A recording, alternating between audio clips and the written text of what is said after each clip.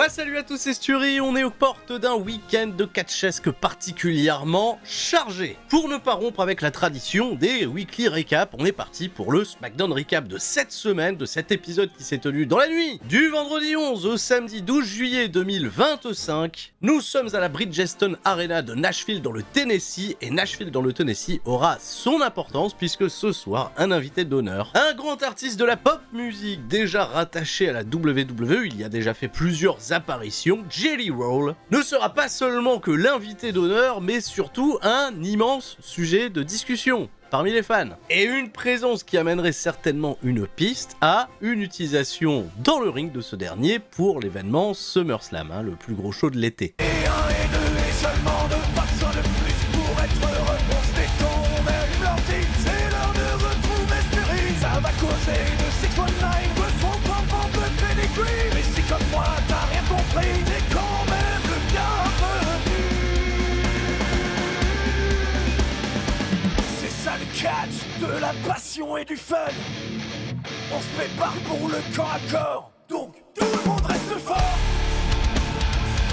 Avant de se lancer dans le concret, on va faire un tour bien évidemment de ce qui va se passer ce week-end. Pour ma part, je vous retrouve à partir de 21 h en live react sur twitch.tv/Sturi316. Vous savez pourquoi? Oui, vous savez, certains savent. Le live react de AEW All-In. La barre des 24 000 spectateurs a été dépassée au Texas. Le show s'annonce colossal et j'ai pas besoin de vous partager plus de hype que je l'ai déjà fait dans le Sturistradamus qui est sorti jeudi très tard dans la soirée. Et je tiens à vous remercier également pour l'accueil que vous avez fait de cette vidéo. Ça me tenait particulièrement à cœur de vous partager cette immense excitation que je ressens autour de moi avant cet événement. Et malheureusement, c'est un gros week-end catchesque, alors il faut faire des choix puisqu'il y a beaucoup de programmes qui vont s'entremêler, se chevaucher. Ce samedi soir à 21 h, face à AEW All-In, il y aura approximativement 700 fans qui vont se réunir pour NXT Great American Bash. À partir de 2 h du matin, il y aura Saturday Night's Main Event. Pour l'instant, on n'avait que 3 combats annoncés. Eh bien, un 4e sera révélé lors de cet épisode de SmackDown. On a un peu plus de 11 000 fans qui sont attendus pour le dernier combat, peut-être, de la carrière de Bill Goldberg. En tout cas, le match est promu ainsi, mais si Goldberg vient remporter le titre, eh ben, peut-être qu'il fait une John Cena, il repart avec le titre à la maison, il arrête le lineage. La belle histoire s'écrit pour la légende, une légende totalement absente, bien évidemment, de cet épisode de SmackDown, à part un promo package. On n'en aura pas beaucoup plus que sa petite apparition après avoir fait peur à Gunther. Vous avez peur, vous? Et enfin, on a près de 7000 fans qui seront présents dans la nuit de dimanche à lundi, toujours à Atlanta, pour WWE Evolution. Et si j'insiste un petit peu sur le nombre de fans présents, le nombre de tickets vendus, c'est que, oui, WWE Evolution ne serait pas, en 2025, le show exclusivement féminin avec la plus grosse affluence. Et ouais, c'est un score qui pour le moment est toujours détenu par Stardom, All Star Queendom. 7500 fans étaient présents au Japon à la fin du mois d'avril, et un show d'ailleurs, si ce n'est pas encore fait, que vous devez absolument visualiser. On en a fait une review sur la chaîne secondaire. Stardom a touché un état de grâce à ce moment-là. Alors pour ma part, je vous rassure, même si ma priorité elle est, comme je vous l'ai dit, plutôt focalisée sur AEW All-In, je ferai également des reviews de Saturday Night's Main Event, de WWE Evolution. Ça va me demander pas mal de travail. Je sais que dans les prochains jours, je vais passer beaucoup de temps dans cette pièce, beaucoup de temps à faire du montage, alors soyez patients, le contenu arrivera. Je suis pas toujours le plus calé et synchronisé par rapport à l'actualité, juste voilà, j'aime bien ce que je fais, j'aime bien aussi prendre mon temps et j'aime bien aussi savourer les moments où je regarde du catch et après ça, je viens vous en parler. Voilà, pas de vacances pour le catch comme je l'ai déjà dit. Et ne perdons pas de temps, on est parti, WWE SmackDown, le go-home show de tout ce gros week-end. Eh bien, qu'est-ce qui s'est passé alors? On a un match pour les championnats par équipe tout à l'heure puisque les Street Profits vont défendre ces titres contre les Wyatt Six en espérant qu'il n'y ait plus d'intervention dans le combat. Clin d'œil. Aleister Black va enfin affronter R-Truth. R-Truth, Damien Priest, il a dit, il est meilleur qu'Aleister Black. Dans le ring, attention Aleister, c'est pas gagné d'avance. Ouais, bon. Mais celui qui va ouvrir cet épisode, bah, c'est nul autre que LA Knight. Yeah! Ah ouais, LA Knight, on avait presque oublié que c'était une superstar de SmackDown, étant donné qu'on le voit plus ces derniers temps apparaître du côté de Monday Night Raw. Il est en mission pour provoquer et hyper un petit peu plus sa rencontre de ce week-end contre Seth Rollins, s'en prendre à son clan qu'il l'avait laissé pour mort il y a quelques semaines, et pourtant LA Knight est de retour. Il est conquérant et il nous alerte sur le fait que Seth Rollins, bah ouais, il est peut-être un petit peu washed. C'est vrai quoi, il est obligé de laisser les autres faire le boulot à sa place et venir récupérer les miettes. Alors il veut démasquer cette imposture et pas seulement se faire justice lui-même, il veut tout simplement blesser, faire mal à Seth Rollins. Et bah allez, on apporte de l'opposition à LA Knight puisque Paul Heyman fait son arrivée sous les huées du public. Celui qui se prétend désormais l'oracle ne voit aucun avenir en LA Knight, à la différence de Seth Rollins sur qui le business, tout l'intérêt du business va se porter. Et Paul Heyman, il va se faire interrompre par des gens que j'attendais pas particulièrement à cet endroit. Et bien c'est My Family Tree, mon arbre généalogique. My Family Tree, bah oui, il s'appelle comme ça maintenant. L'arbre généalogique de Solo Sikoa avec des gens qui sont peut-être de sa famille. Tout le monde débarque, ils ont un nouveau logo, un nouveau t-shirt, un logo un peu inspiré d'un logo que j'ai déjà vu quelque part. Attendez, est-ce que ça va me revenir? Voilà. Je sais pas, dites-moi dans les commentaires, hein, Oui, je sais, j'ai fait du montage, je l'ai affiché à l'écran, c'est quand même un peu abusé. Mais attention, ça j'ai bien aimé parce que Solo Sikoa, bien évidemment, il vient pas s'en prendre directement à LA Knight, il vient surtout effrayer Paul Heyman. Parce que depuis qu'il a jarté Paul Heyman de son entourage, il a vu que sa famille, elle a progressé, qu'il est aujourd'hui le champion des États-Unis, que le chef tribal a disparu. Il a insisté pour que Paul Heyman quitte le bâtiment, ce que Paul Heyman a fait. Voilà, il n'a pas monté beaucoup de résistance, beaucoup d'opposition, mais là je me suis rendu compte qu'on était rendu à un point de départ qu'on avait envie de quitter quelque part. Bah oui, LA Knight va encore devoir se confronter à la famille de Solo Sikoa. Non mais c'est pas fini, voilà, bah là ils sont en train de provoquer LA Knight, ils entourent le ring, et LA Knight il a pas peur, mais c'est un 4v1. Et là il y a une chaise qui apparaît sur le ring, c'est une chaise qui a été glissée par Jimmy Uso. Punaise, ça y est, LA Knight et Jimmy Uso, bah voilà, ils vont réussir à chasser les Samoans, Nick Aldis va arriver. Ce soir, oh pardon, excusez-moi, ce soir, dans le main event, j'en peux plus. LA Knight et Jimmy Uso feront face à Solo Sikoa et Jeff Cobb, JC Matteo, là voilà, tout ça là. Voilà. Et allez, je pensais qu'on l'avait quitté, le vortex, que ça y est, LA Knight il avait pu avoir d'affaires avec les Samoans, bah non, bah LA Knight, Solo Sikoa, c'est jamais fini en fait.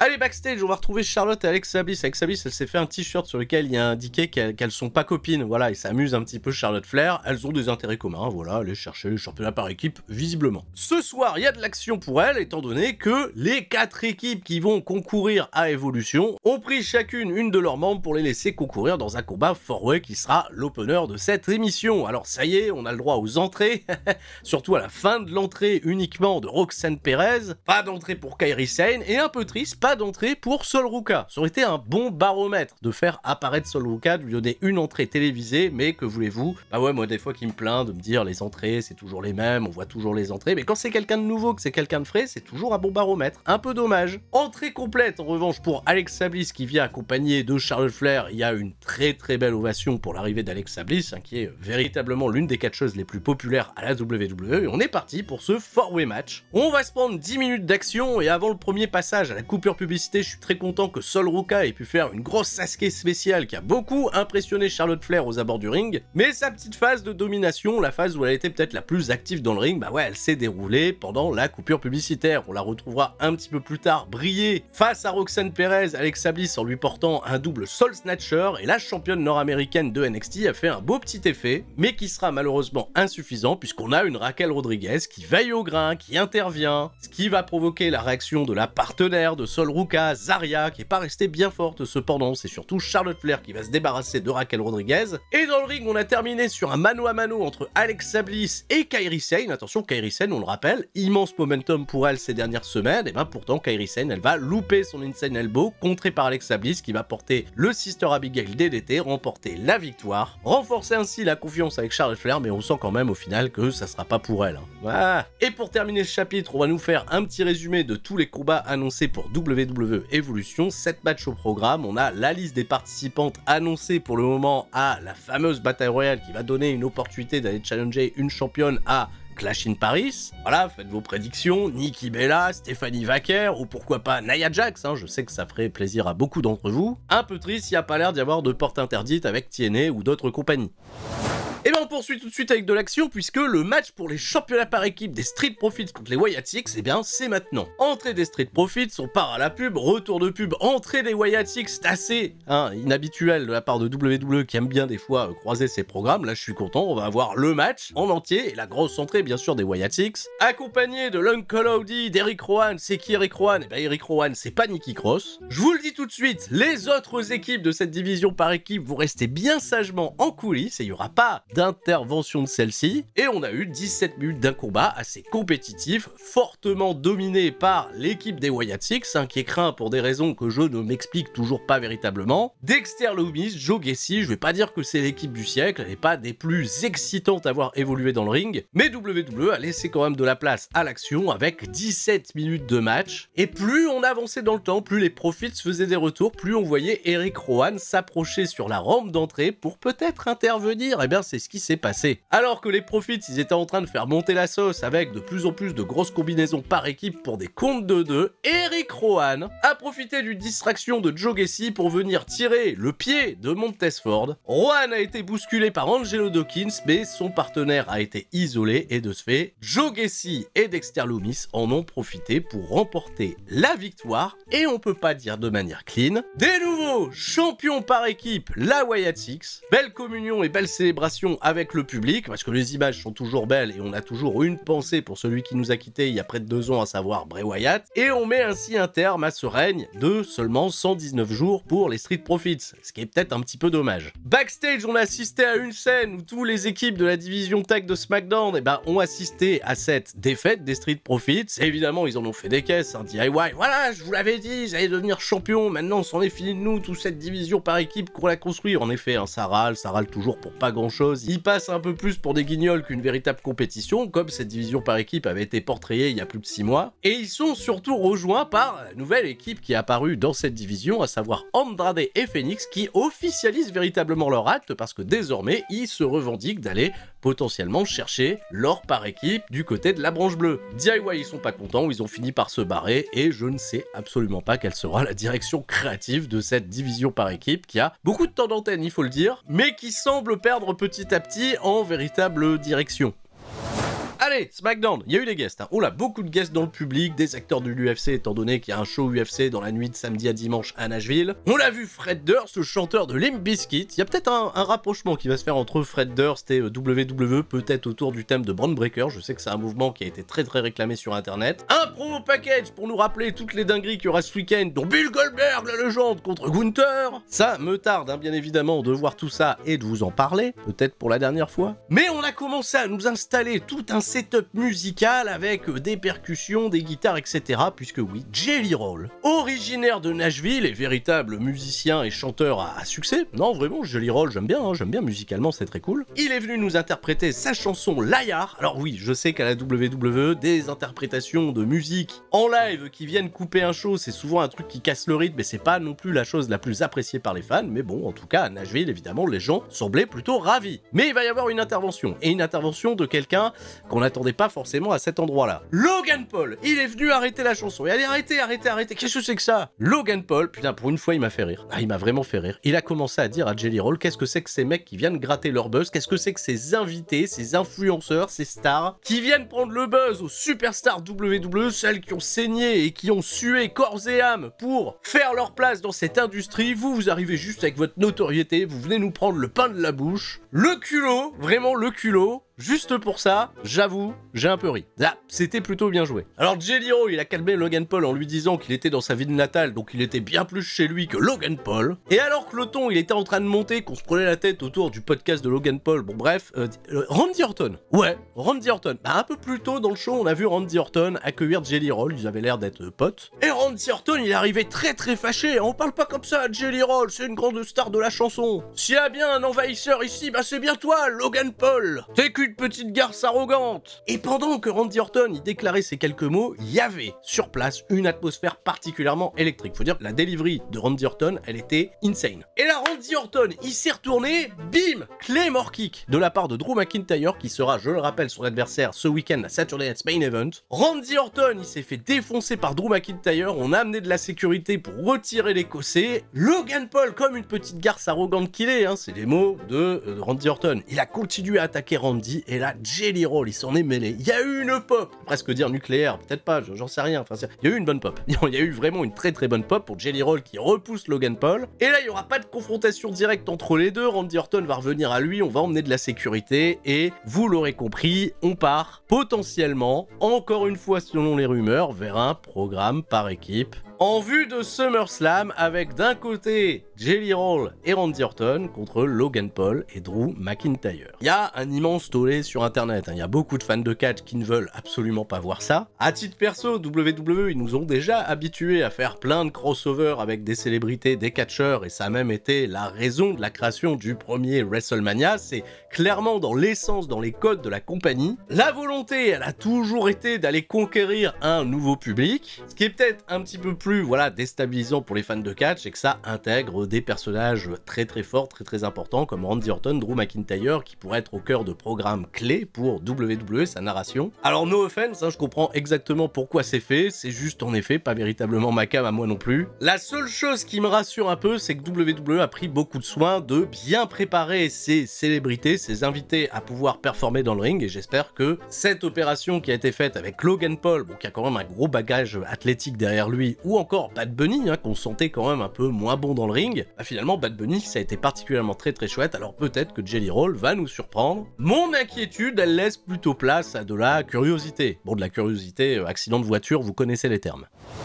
Bon, le show il est pas terminé, hein. On a R-Truth qui va se préparer pour son combat, qui remonte la rampe, on nous remontre évidemment plein d'images de Jelly Roll, on sait même que Randy Orton il a proposé à Jelly Roll d'être dans son coin pour le combat à Saturday Night's Main Event, donc l'histoire bien évidemment elle va se poursuivre. On est parti à la pub et au retour de pub, R-Truth est déjà dans le ring, on va assister à l'entrée de Aleister Black, un combat qui nous a quand même été promu depuis de nombreuses semaines, un combat qui va se tenir en très très peu de temps. Ah oui, en effet, hein, Aleister Black contre R-Truth ça paraît un peu déséquilibré, on n'a pas encore bien saisi la nouvelle direction créative de R-Truth Run Killings, qui s'appelle R-Truth, mais bon, je sais plus rien. Aleister Black, il est plutôt violent dans le style, et Aleister Black, eh ben, R-Truth, il va le surprendre, hein. Dans les premiers instants du match, il se prend une grosse déculottée. Il parvient à revenir petit à petit avec sa technique, R-Truth fait un comeback, et R-Truth, en fait, il en a marre. R-Truth, il est en roue libre total, il veut aller chercher une chaise, il veut introduire la chaise dans le ring, Aleister Black l'en empêche, et Aleister Black, il va regarder la chaise, il va la prendre dans les mains, il veut s'en servir contre R-Truth, mais l'arbitre l'en empêche, alors que l'arbitre aurait dû laisser faire, il y aurait eu disqualification poids barre, et l'arbitre en s'en mêlant va détourner l'intention d'Aleister Black, qui va périr dans le move le plus puissant de l'univers. Oh là là, j'ai vraiment l'impression qu'on est de retour en 2020 avec le championnat 24/7. R-Truth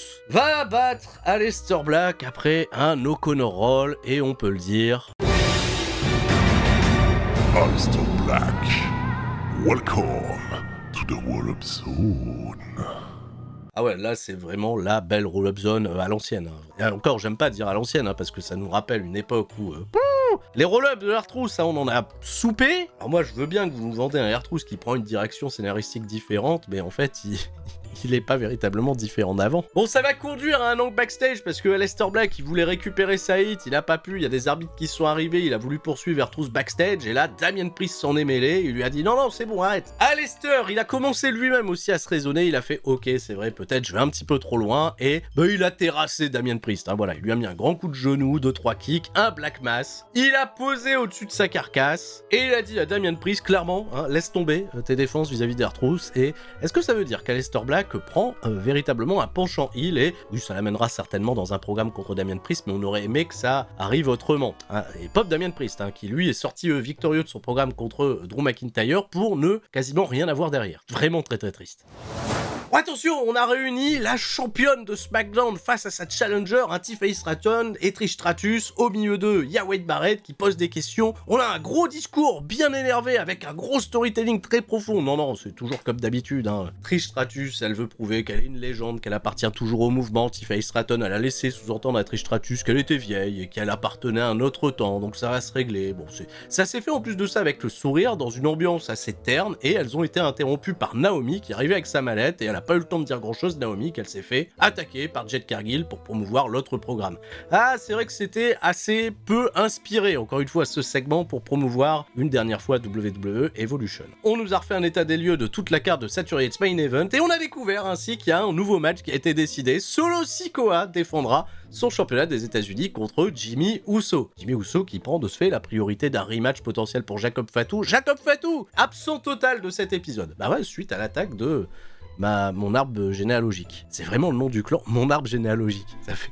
My Family Tree. Également annoncé la semaine prochaine, Cody Rhodes et John Cena se font face et seront sous le même toit. J'ai déjà eu l'occasion de voir cette affiche il y a quelques mois. Remets le couvert étant donné qu'ils s'affronteront dans le main event de SummerSlam. Qui arrive très vite, hein, SummerSlam. C'est déjà le week-end des 2 et 3 août, je le rappelle.